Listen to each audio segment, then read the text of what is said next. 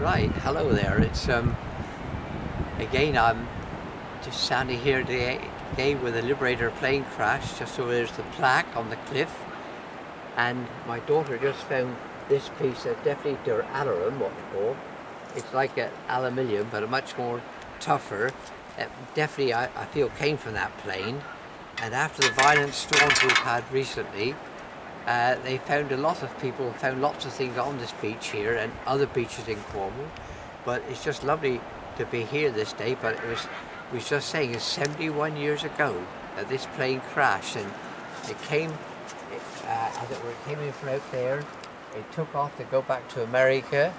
It was going to be modified. This Liberator plane, there were 13 crew on board, and there were 3 passengers. One was an army officer. And when the plane is December the 28th, very dark and very cold night, early hours morning I should say, when the plane took off to go back to the States. It was full of aviation fuel, and of course it got so far out and the problems developed, so they turned around and came back, but they were too low to get onto the runway again, and they crashed right here. We're right behind where I'm pointing this way now, right at the cliffs here. And I came out the next morning, my brother Ali, and there the beach was strewn here with all wreckage, of course, from this Liberator plane. And sad to say, all those on board were killed instantly.